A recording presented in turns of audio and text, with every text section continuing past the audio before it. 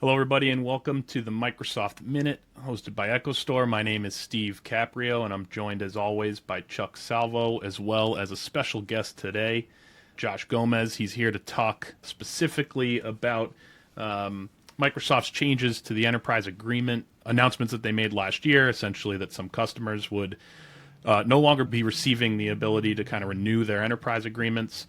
How this is impacting organizations has been a bit of a question mark, but Josh and his organization went through that process with EchoStor, and I think there's some good learnings available to the rest of our customer base and others out there to kind of see how this played out.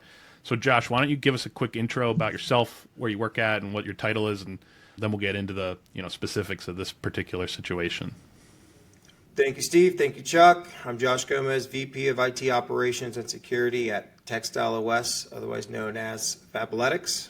Now, we came to, kind of fork in the road. We had to make a decision whether or not we were going to continue on with the EA route and carry over the existing licensing structure, or if we were going to go through, do a deep dive and go the CSP model, right? So obviously we opted to partner with EchoStor, and that was a critical decision in overall really right-sizing our Microsoft environment for our use case, right? So going down the line, right, every leader's faced with a decision at time of renewal, right? Do we need the product? Is it the right services? Is it the right quantity, right? So that's definitely a decision that is always on the top of every leader's mind at time of renewal. So I think it was an important move to go the path we did. Overall, we got what we needed out of it, right? Cost savings, obviously being one of the core objectives, but at the same time, not losing any kind of services or functionality for our user base.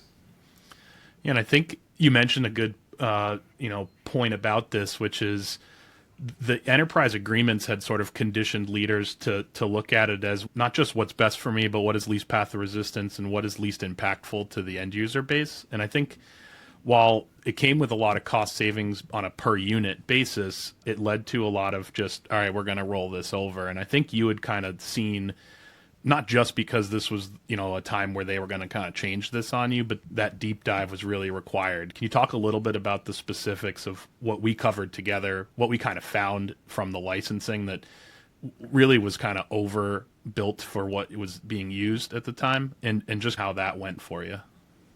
Yeah, I think you alluded to it. Most of the time as leaders, you just kind of assume that at time of renewal, whether it's a 1 or 3 year or even longer agreement, that you will continue to need those services, right? So it's important to go in and question it, right? So we went down, top down, come to find out that, we were over licensed, not in terms of quantity, but in terms of, use case and functionality, right, for what we really needed. Right, and in some cases, there was definitely services that were no longer needed. So definitely, give it a hard look at time of renewal, especially when you're coming into an EA.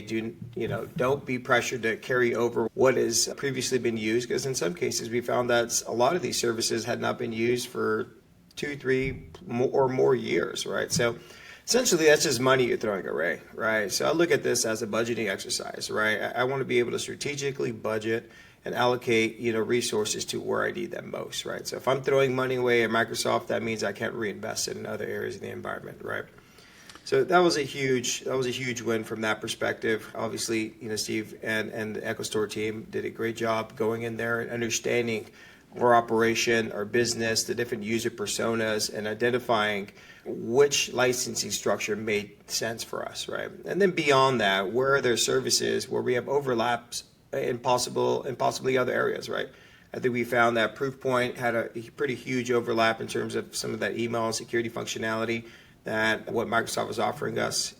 At that point, we made a decision to strategically move away from that. So no use in paying for the same service in 2 different areas, right? Especially if the service from Proofpoint is obviously significantly more. I would say it gives you a deeper level of security. I wouldn't say it's better, because obviously it's more security is always better. But we decided to go with the Proofpoint option. Yeah. And I think that's a great example of the overlap that might exist. And just at the point in time, it's not saying that you're not going to end up going back and maybe reevaluating some of the advanced security features from Microsoft because the overlap is not enough. But taking it for what it is at that moment is important. I think, we looked at some of the other stuff that was probably throw-in at one point, like Microsoft and whoever underwrote the EA probably said, hey, you guys might use this, so as an enticing thing, we'll throw it in there. That's all the power pages that we found, right? We found a ton of power Yeah. pages with very limited Yep. use. So at some point, somebody probably mentioned, hey, maybe we'll use this for like a customer knowledge base or something, and it maybe never got off the ground. But at their time of renewal, it would have been a pretty steep cost to just simply renew it. So, like you said, taking the time to kind of look at and say, what is this stuff? Do I actually use it? We helped run a lot of different reporting out of the environment to determine, hey, it's there, but is there any usage? What is it? We did a lot of sizing exercises and last activity by users to determine what we could see on that front. So making sure from our side that you guys had not just our advice on like kind of what we thought you should do, but actual data points to back up like, hey, you can be sure that this isn't going to cause any issues because it's not being used was, I think, a key part of this. The other thing I'll touch on, just have you kind of speak to as well, is I think the nice part about this for us was we were kind of able to do this over a crawl, walk, run approach, right? Where we at first did renew everything into like a month to month low term commitment as far as like not, Yeah. keeping it there. We played around and tested in the environment with the changes we had proposed to make, evaluated those changes, and then we're able to kind of roll over into the year-long commit, which really fully baked in those cost savings. Just give me a little bit of idea of how that helped you guys and why you thought that was important.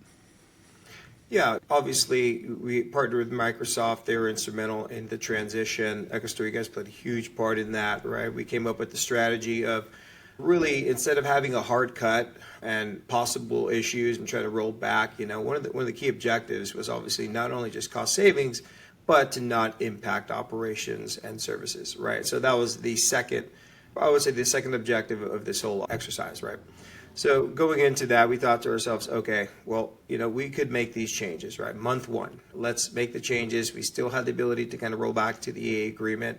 That was huge and instrumental. It gives us the ability, it was really like a lifeline, right? It allowed us to roll onto the CSP licensing model, really test and go through and obviously validate the data, right? Which EchoStor provided, which is instrumental in really having confidence in making these changes, right?